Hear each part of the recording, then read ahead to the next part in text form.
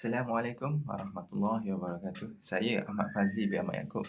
Nombor metrik 267044. Wakil daripada kumpulan 4 akan membentangkan tugasan kami yang bertajuk Kesan Perdagangan Antarabangsa terhadap Pertumbuhan Ekonomi di Singapura bagi subjek GMGF 2014 Ekonomi dan Pembangunan yang disediakan untuk Tuan Zulhairi bin Zakaria.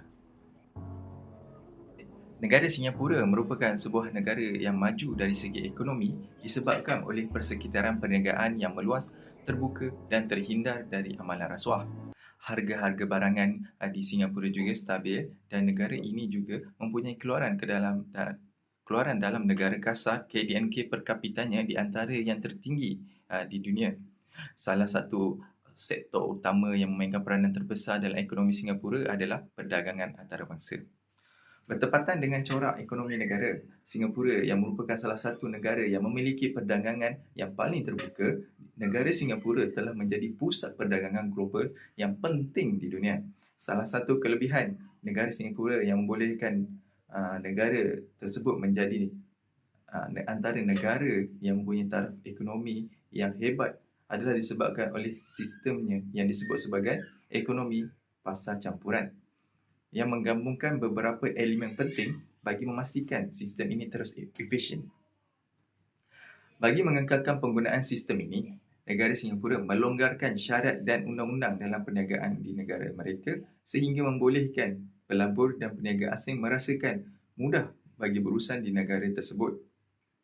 Singapura juga merupakan salah satu negara yang amat dikenali dengan perdagangan antarabangsa yang juga telah menjadikan negara ini pusat perdagangan global yang memiliki status ekonomi yang stabil. Perdagangan antarabangsa di negara Singapura merujuk kepada pertukaran barangan dan perkhidmatan antara negara Singapura dengan negara lain di seluruh dunia. Pertukaran barang dan perkhidmatan yang ini melibatkan proses import dan ekspor. Melalui cara ini, negara Singapura dapat menarik lebih banyak pelabur asing untuk melabur dan lebih banyak syarikat multinasional yang menggunakan negara Singapura sebagai pangkalan untuk menjalankan operasi serantau serta global secara langsung dan tidak langsung, meningkatkan kegiatan perdagangan antara negara Singapura dan negara seluruh dunia. Pengukuran bagi import dan ekspor di Singapura bergantung kepada data yang dikeluarkan oleh institut yang terlibat dalam kegiatan perdagangan antarabangsa serta badan-badan statistik negara. Data paling asas yang digunakan oleh badan ini untuk mengukur import dan ekspor negara ialah dengan merujuk kepada nilai barangan dan perkhidmatan yang dihantar keluar dari negara dan dibawa masuk ke dalam negara. Nilai ini diukur dalam mata wang negara Singapura iaitu dolar Singapura. Yang kedua, had ehwal perdagangan antarabangsa boleh dirujuk oleh pentadbiran negara dalam statistik perdagangan rasmi yang telah disediakan oleh Badan Statistik Negara bagi mengelakkan sebarang penyelewengan dan perubahan nilai import dan ekspor yang tidak mengikut panduan. Selain itu, pengukuran import dan ekspor juga boleh dilakukan melalui imbangan perdagangan. Imbangan perdagangan ialah perbezaan di antara nilai ekspor dan nilai import dalam negara. Misalnya, jika nilai ekspor negara melebihi pada nilai import yang pada satu tempoh masa yang diukur, maka akan mengakibatkan lebihan dengan dagangan, manakala dengan import yang melebihi nilai ekspor akan mengakibatkan kekurangan atau defisit perdagangan. Oleh itu, imbangan perdagangan juga merupakan salah satu teknik bagi mengukur status kesihatan imbangan perdagangan bagi sesebuah negara. Melalui perbezaan dan perubahan pada nilai import dan ekspor, data tersebut dapat digunakan untuk mengukur inflasi atau deflasi dalam perniagaan. Pengukuran ini amat penting bagi sebuah negara kerana nilai ini boleh menjejaskan daya saing ekspor Singapura dan seterusnya memberi kesan kepada signifikan terhadap ekonomi negara Singapura. Kegiatan import dan ekspor amat penting bagi negara Singapura kerana peranan negara Singapura sebagai pusat perdagangan bergantung kepada tahap dan konsistensi perdagangan antarabangsa yang dijalankan di negara tersebut. Import dan ekspor amat membantu dari segi melonjakkan status ekonomi Singapura kerana perdagangan antarabangsa yang giat dijalankan di negara ini adalah salah satu faktor utama kemajuan ekonomi di Singapura. Melalui pengeksportan barangan dan perkhidmatan, negara Singapura dapat menghasilkan pendapatan yang stabil dan dapat dilaburkan dalam pelbagai sektor-sektor dalam negara buat kemajuan dan penambahbaikan perkhidmatan serta infrastruktur negara untuk keselesaan rakyat. Import dan ekspor juga telah dijadikan Singapura sebagai pusat logistik dan berperanan sebagai hub utama untuk menyimpan, mengedar, menghantar barangan. Import dan ekspor telah membantu untuk melonjakkan negara Singapura dengan amat signifikan. Negara Singapura mampu memperbagaikan ekonomi mereka dengan mempraktikkan import dan ekspor dengan konsisten dan sentiasa meningkatkan lagi usaha mereka dalam memajukan perdagangan negara dari masa ke semasa. Tujuan kepelbagaian ekonomi dalam sesebuah negara adalah untuk mengurangkan risiko ekonomi yang berkaitan dengan pergantungan kepada sektor tertentu. Apabila ekonomi sesebuah negara terlalu bergantung kepada sesuatu sektor, negara tersebut boleh terjejas dengan amat dahsyat apabila sektor tersebut mengalami permasalahan. Pendapatan yang diperoleh melalui kegiatan ekspor dapat digunakan untuk membiayai infrastruktur, perkhidmatan awam dan program sosial yang dijalankan di negara tersebut. Sebagai pusat kewangan global, Singapura mengimport dan mengekspor perkhidmatan kewangan seperti perbankan, insurans dan pengurusan kekayaan. Elemen-elemen ini amat penting bagi ekonomi Singapura dan menyumbang kepada peratusan besar pendapatan negara Singapura. Assalamualaikum warahmatullahi wabarakatuh. Nama saya Aziz Izzuan bin Mat Jaleh, nombor matrik 267067.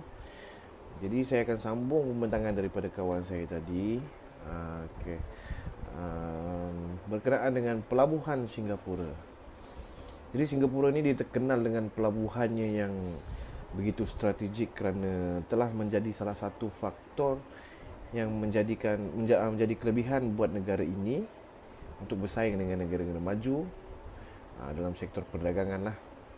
Jadi bukan mudah untuk negara yang sekecil ini yang pada mulanya tidaklah begitu stabil dan kekurangan sumber semula jadi untuk mampu bersaing dengan negara-negara maju.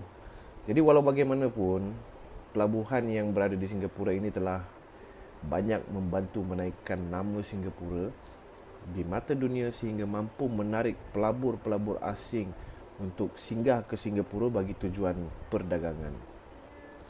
Jadi pelabuhan Singapura ini telah menjadi antara pelabuhan yang tersibuk di dunia sehingga dapat mengatasi pelabuhan-pelabuhan besar seperti di Shanghai, Hong Kong dan juga Yokohama, Jepun.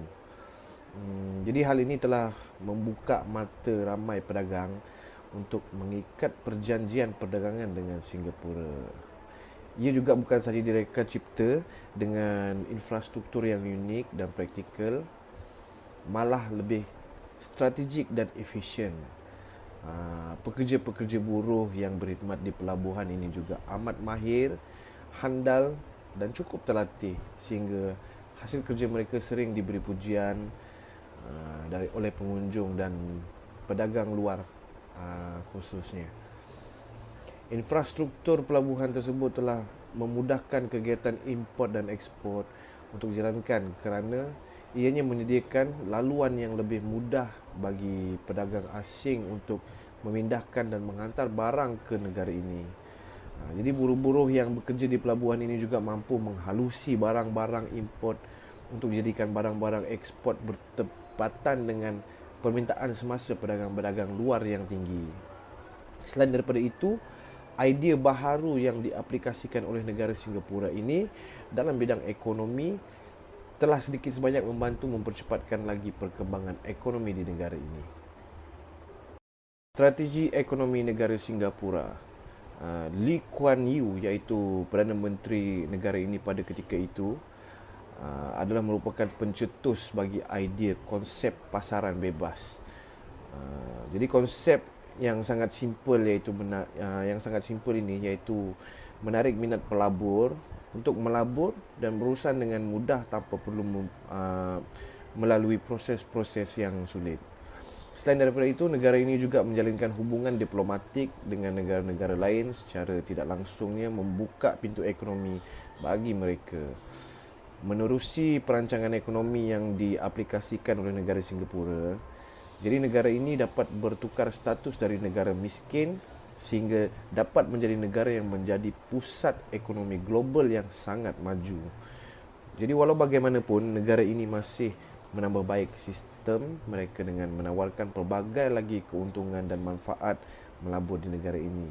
Dengan menawarkan pusat perdagangan yang stabil, syarat-syarat biobisnes dan mengenakan cukai yang rendah.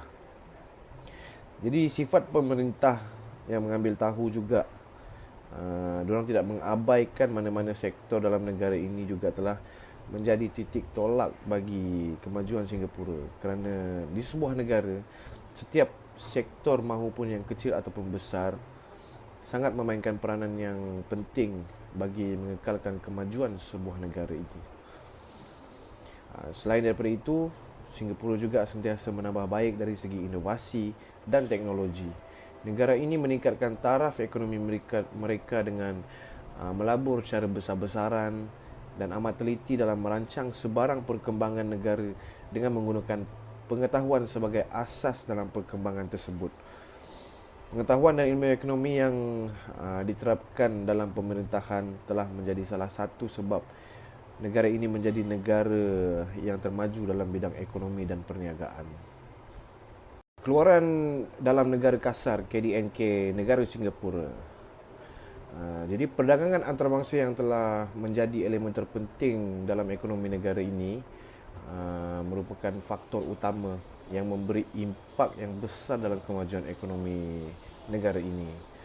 Jadi mereka khusus dalam pengeksportan barang-barang seperti barangan elektronik, perkakas perubatan, bahan cecair seperti minyak dan petrol, serta barangan-barangan yang bernilai tinggi seperti perhiasan emas dan berlian. Salah satu kelebihan negara Singapura adalah kemampuan negara ini untuk mengekspor hasil negara mereka ke seluruh dunia tanpa mengira negara. Dan negara-negara seperti Amerika Syarikat, Hong Kong, Indonesia dan Malaysia telah menjadi sasaran utama bagi perdagangan import dan ekspor negara ini. Assalamualaikum dan selamat sejahtera. Saya Nur Fazwan bin Norman Syafiqson, nombor matrik 267316. Jadi saya akan meneruskan dan menceritakan dan menerangkan mengenai keluaran dalam negara kasar KDNK. KDNK adalah cara untuk mengukur status ekonomi sebuah negara. KDNK adalah perkhidmatan yang disediakan oleh negara tersebut. Nilai pengeluaran barangan dan perkhidmatan pada peringkat yang diambil kira dalam KDNK adalah diwakili dalam nilai wang. Jadi, negara-negara yang mempunyai KDNK tinggi adalah negara di benua Amerika dan Eropah. Jadi, satu pendekatan produk yang mengenai KDNK. Satu pendekatan produk maksudnya atau keluaran. Yang kedua, pendekatan pendapatan, income approach. Yang ketiga, pendekatan perbelanjaan, expenditure approach.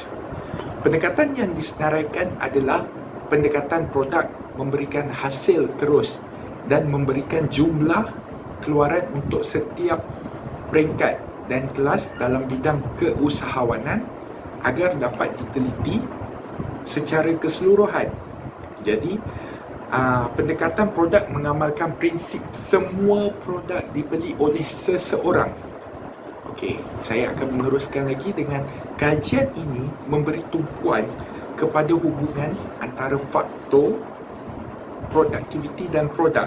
Jadi, KDNK dan penggunaan strategik sekunder seperti perbelanjaan yang merangkumi bukan sahaja sektor kerajaan utama seperti industri dan ekspor import, tetapi juga orang ramai dan langkah ini isi rumah yang melibatkan produk ataupun negara. Pada tahun 2021, KDNK negara Singapura hampir mencecah USD 80k. Jadi dia mencatatkan rekod yang paling tinggi berbanding Jerman, France, United States of America, India dan Jepun. Jadi bilangan rakyat di Singapura telah meningkat dengan ketara sejak 2021 dengan bandar itu menduduki tempat ketiga di rantau Asia Tenggara. Bagaimanapun, pada 2022, jumlah itu dijangka meningkat. Ekonomi Singapura meningkat 14.3% pada 2021 berbanding 1.3% pada tahun sebelumnya, menurut Jabatan Pembangunan dan Industri. Peningkatan ini disebabkan oleh kadar pengangguran yang lebih tinggi pada tahun 2020 apabila Majlis Bandaraya KDNK menghentikan usahanya untuk memerangi COVID-19. Sekian, terima kasih daripada saya. Assalamualaikum warahmatullahi wabarakatuh. Saya Rosdi bin Rosli, Nometrik 267372. Ratusan KDNK negara mula meningkat dengan signifikan bermula daripada tahun 2021 sehingga kini. Walaupun peratusan KDNK negara Singapura jatuh pada tahun 2020, kejatuhan itu tidak kekal, malah kembali meningkat pada tahun-tahun seterusnya. Pada tahun 2021, negara Singapura menduduki tempat ketiga di antara nilai KDNK yang tertinggi dalam Persatuan Negara-Negara Asia Tenggara. Walau bagaimanapun, pada tahun 2022, KDNK negara jatuh ke tangga keempat. Menurut Kementerian Perdagangan dan Industri, pertumbuhan lebih kukuh itu disumbangkan terutamanya oleh kesan asas yang lebih rendah pada suku kedua 2020 apabila KDNK menurun kepada sebanyak 13.3% berikutan pelaksanaan langkah-langkah untuk memutuskan rangkaian jangkitan COVID-19 pada 7 April hingga 1 Jun 2020. Data dalam 2 bulan awal suku tersebut, April dan Mei 2021, merupakan sebahagian besar ramalan KDNK, sementara untuk suku kedua 2021 secara keseluruhannya. Menurut kementerian, KDNK bagi suku kedua 2021 adalah 0.9% lebih rendah berbanding sebelum wabak influenza yang berlaku pada suku kedua 2019.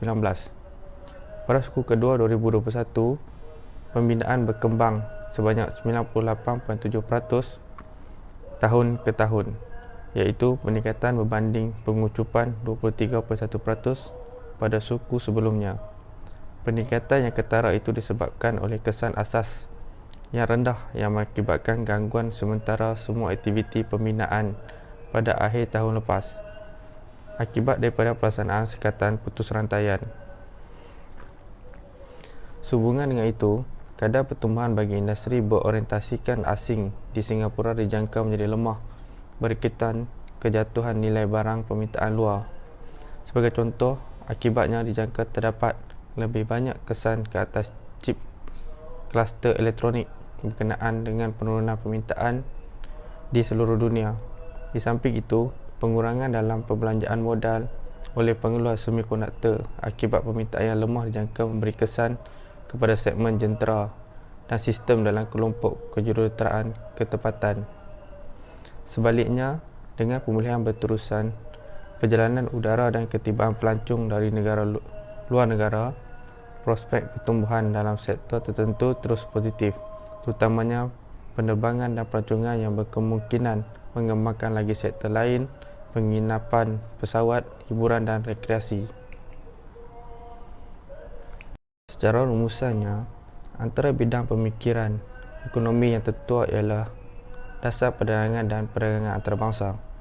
Perdagangan antarabangsa di Singapura adalah berdasarkan tradisi yang bermula sejak berabad-abad lamanya apabila negara tersebut menjadi peserta aktif dalam perkembangan global sejak negara itu memulakan dasar pasaran bebas dalam perdagangan. Kekurangan skala ekonomi dalam pembuatan Singapura juga menyebabkan ia menggunakan perspektif luaran, manakala ekspornya menyediakan sumber pertukaran asing yang penting untuk membeli, import dan menjana pendapatan daripada pembangunan mereka. Walau bagaimanapun, perdagangan antarabangsa bukanlah satu-satunya cara untuk mencapai pertumbuhan ekonomi negara. Ia adalah kerana situasi yang rumit dan kompleks di mana pertumbuhan ekonomi sebuah negara itu tak dapat dikaitkan dengan hanya satu faktor atau satu dasar sahaja. Sebaliknya, kesusasteraan umum mengenai pembangunan ekonomi moden menunjukkan bahawa terdapat 3 aliran pemikiran utama dari segi perdagangan antarabangsa, institusi dan geografi. Oleh itu, kegiatan perdagangan boleh menjadi antara titik tolak ke arah kemajuan sesebuah negara atau sebuah pelengkap kepada kemajuan ekonomi negara, dan dalam masa yang sama tidak menjadi satu-satunya faktor yang diperlukan oleh sebuah negara untuk mencapai kemajuan. Sekian, terima kasih.